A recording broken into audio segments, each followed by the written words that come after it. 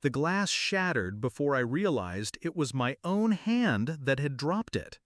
It wasn't the noise that silenced the ballroom, it was the sound of her palm meeting my face. 200 heads turned. My mother stood there, pearls at her throat, lipstick unshaken, like the queen she believed she was. Her voice carried across the marble hall.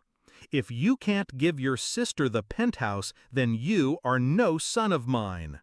I didn't say a word, not because I was shocked, but because I had been waiting for this moment. Backstory: the perfect family illusion. My mother raised us to believe loyalty was currency. She said family first, but what she meant was her first always. When my father died, I became the provider at 24.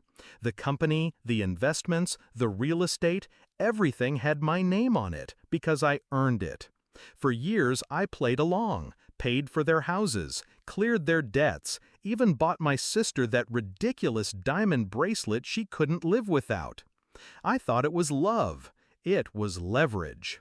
The first crack. It began 6 months ago.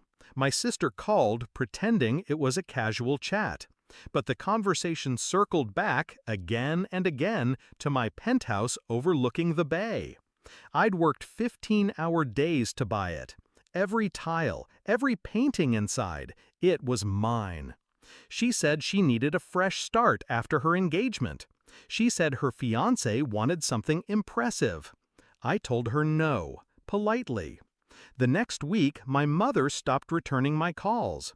The week after, my accountant noticed unusual transfers from one of our joint family trusts.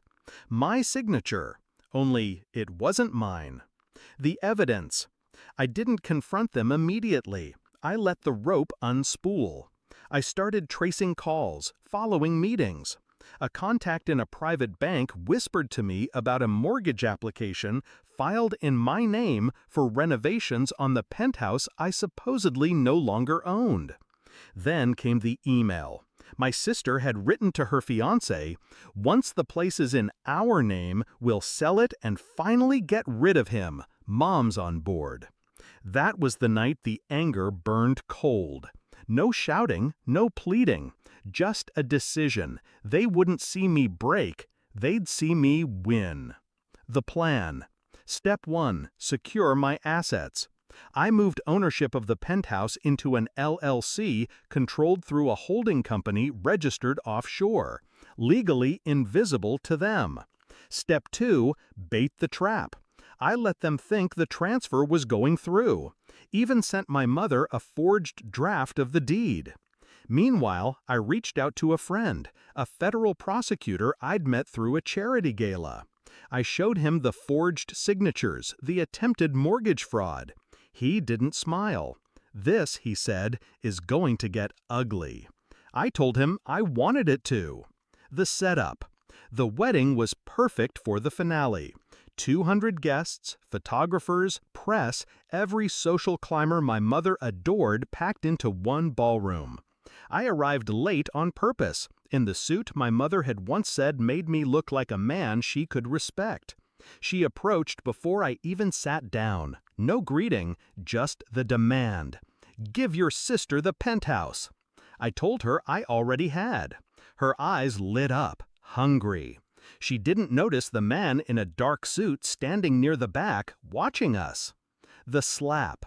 When I added, "Too bad you'll never get it," her hand rose before her brain caught up. The crack echoed. Gasps followed. In her mind, she had just asserted dominance. In mine, she had just performed the opening act. I didn't touch my cheek, didn't raise my voice. I simply said, loud enough for every microphone in the room to catch, "You really should have been more careful forging my signature." The fall. Confusion flickered in her eyes, then panic as the man in the dark suit approached. He introduced himself, badge flashing, Assistant U.S. Attorney. 2 other agents moved in, one heading toward my sister, who had frozen mid-laugh at the champagne table. I watched as they read my mother her rights. The guests whispered like a storm breaking. Cameras flashed. She tried to speak, blaming me, blaming everyone. But the prosecutor already had the printed emails, the mortgage documents, the forged deed. And the best part? The ballroom's live stream captured every second. Aftermath. They were escorted out, silk gowns and tailored suits crumpling under the weight of reality. My sister's fiancé vanished into the crowd, leaving her alone under the chandelier. The penthouse remained mine. The trust accounts were frozen, pending investigation. I donated a portion of the seized assets to the very charity my mother once mocked me for supporting. Reflection. People asked me later if it hurt, being slapped by my own mother. No. What hurt was realizing she had never loved me without an invoice attached. But that night, watching her mask crack, hearing the tremor in her voice as the law closed in, that wasn't hurt. That was justice.